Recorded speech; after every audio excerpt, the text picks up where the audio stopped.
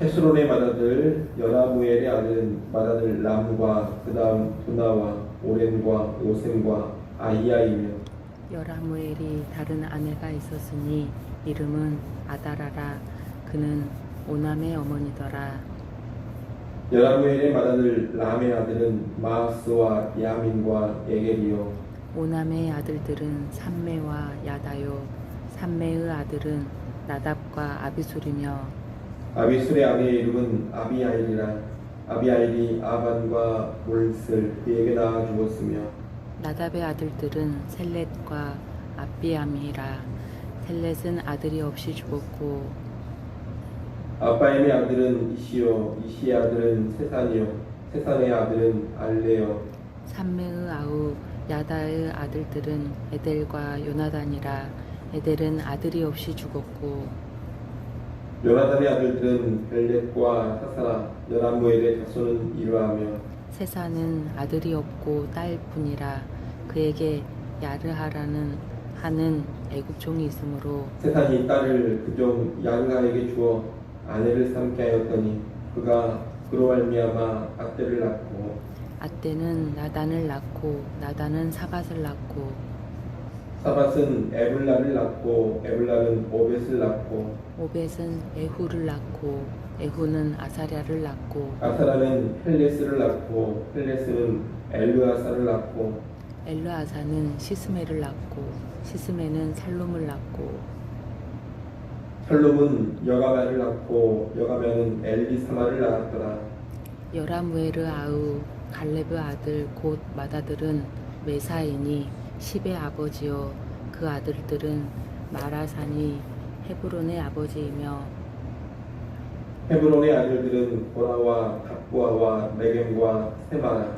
세마는 라함을 낳았으니 라함은 요르감의 아버지이며 레겜은 삼메를 낳았고 삼매의 아들은 마온이라. 마온은 벳술의 아버지이며 갈렙의 소실 에바는 하란과 모사와 가세스를 낳고 하란은 가세스를 낳았으며 야대의 아들은 메겜과 요단과 게산과 벨렛과 에바와 사압이며 갈렙의 소실 마아가는 세벨과 디르하나를 낳았고 또 맘만나의 아버지 사압을 낳았고 또 막베나와 기부아의 아버지 스와를 낳았으며 갈렙의 딸은 악사더라.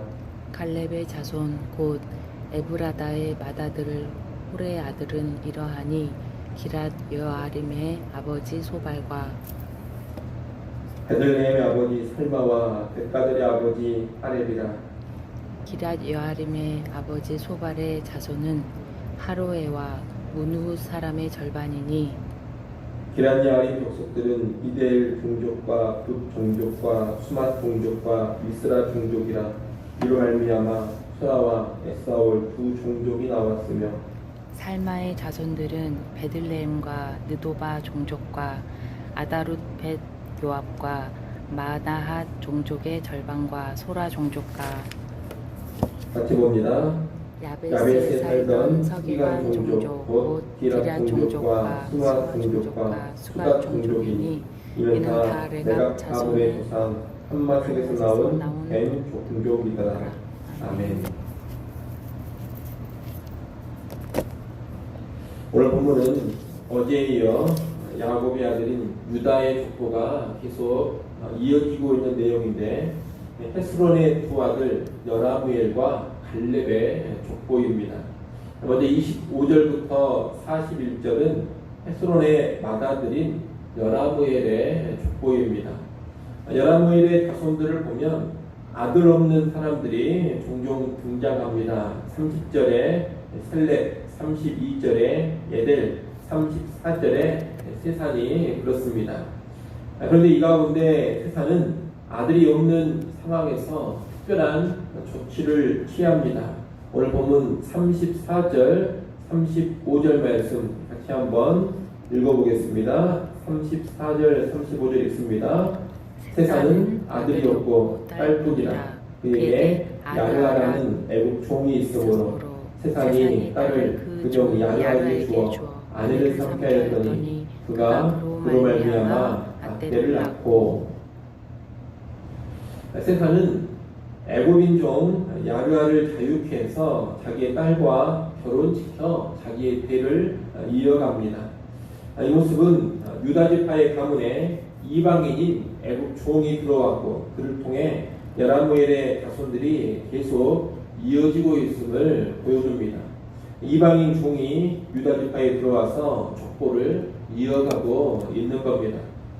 어떤 학자는 아들이 없던 세산이 이방인 애굽 종을 사위로 삼아서 대를 이어간 것을 부정적으로 보기도 합니다. 이방인과 딸을 결혼시켰다 이런 이유에서 부정적으로 보는 겁니다.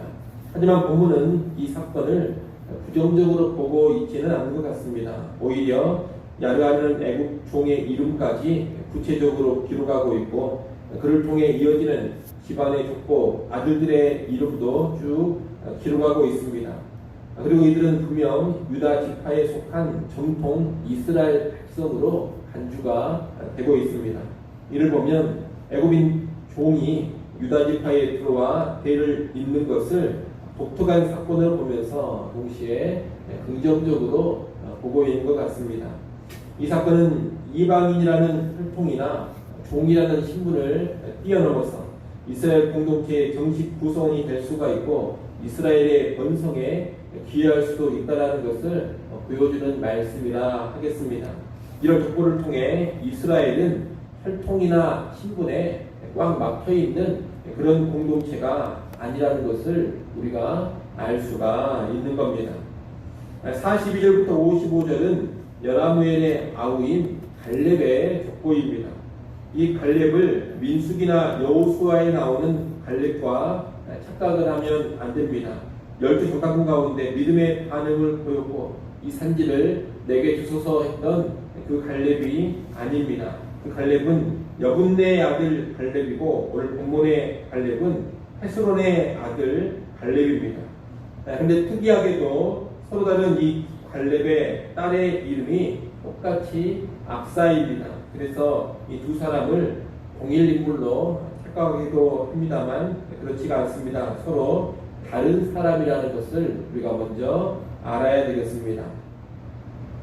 이 헤스론의 아들 갈렙의 족보는 앞서 2장 18절부터 20절에 한번 나왔습니다. 그런데 오늘 본문 42절부터 55절에 걸쳐 길게 또 한번 나오고 있습니다.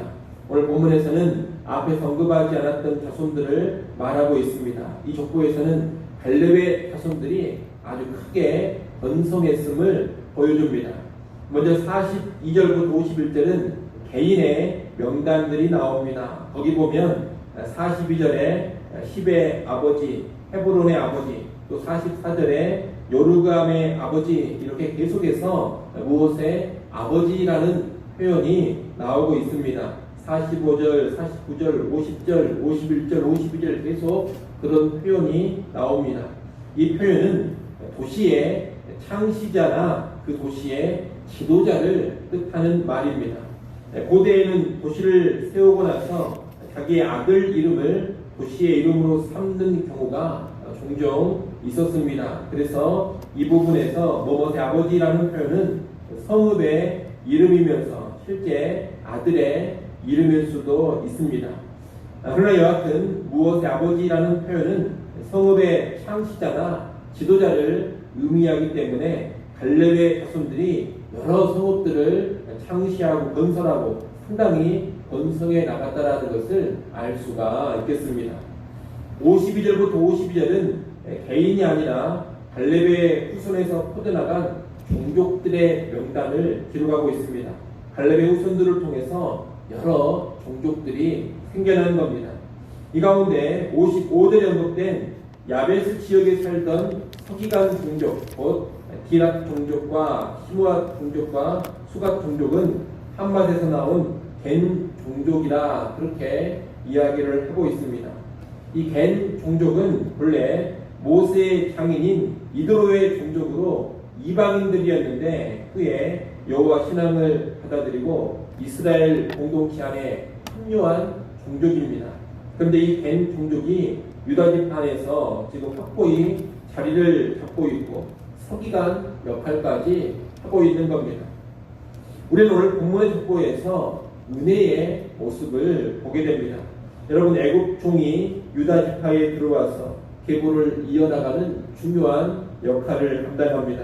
애굽 종을 통해서 유다 지파 안에 한 집안이 세워져 나간 겁니다. 또한 헤스론의 아들 갈렙은 맏아들이 아닙니다. 헤스론의 맏아들은 여라무엘이고 갈렙은 이 여라무엘의 동생입니다.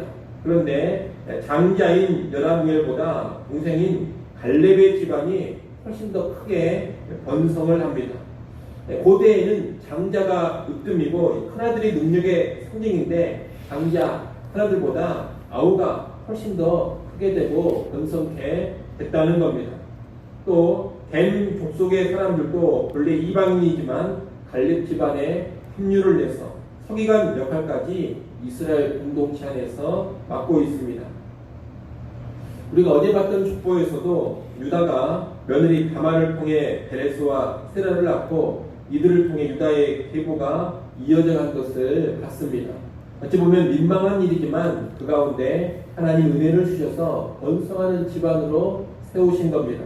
또 다윗은 이세의 막내 7째 아들인데 가장 위대한 이스라엘의 왕이 되었습니다.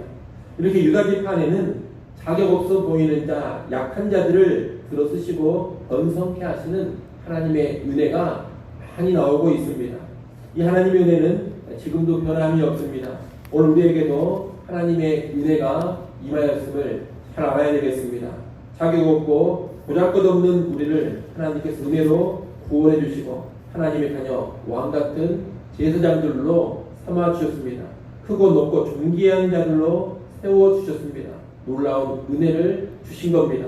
그리고 이 은혜 안에서 우리가 풍성함을 누려가고 있는 겁니다. 아울 하나님은 혈통이나 신분, 지위를 보시지 않는다는 것도 우리가 잘 기억을 해야 합니다.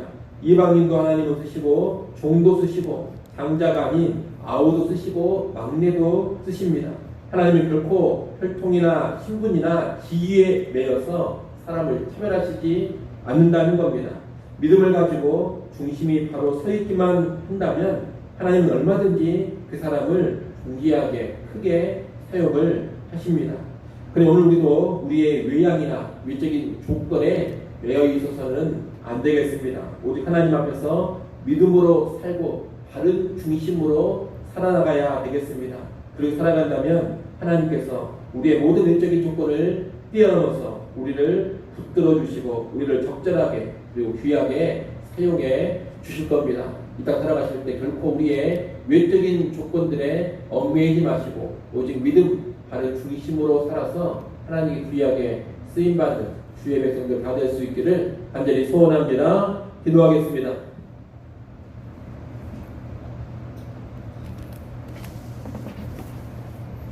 아버지 하나님, 하나님께서 은혜로 사람들을 사용하심을 보았습니다. 오늘 하나님의 은혜가 우리에게 임하고 있음을 잘 알게 하시고 그 은혜를 힘입어 살아가게 하여 주옵소서. 또 은혜의 하나님께서 우리의 위양이나 외모나 외적인 조건들을 가지고 사람을 차별하지 않는다는 것도 잘 알게 하시고 모든 외적인 조건을 떠나서 언제나 믿음으로만 하나님 앞에 서게 하여 주시옵소서. 아버지 하나님, 또 우중에 우리를 기도하는 자리로 불러주셔서 감사합니다. 주께 앞사오니 믿음으로 구하는 시간 되게 하시고 간절히 엎드려 하나님을 의지하는 시간 되게 하여 주옵소서. 주 앞에 나온 주의 백성들을 주목하여 보시고 하늘의 문을 여시고 신령한 은혜로 충만하게 채워 주시옵소서. 아버지 하나님, 장마기간 큰 피해 없도록 붙잡아 주시고 우리 모든 열방의 성도들의 안전과 건강을 지켜 주시옵소서. 오늘 하루도 주님과 동행하는 한 날 되기를 소원하오며 예수님의 이름으로 기도드리옵나이다. 아멘.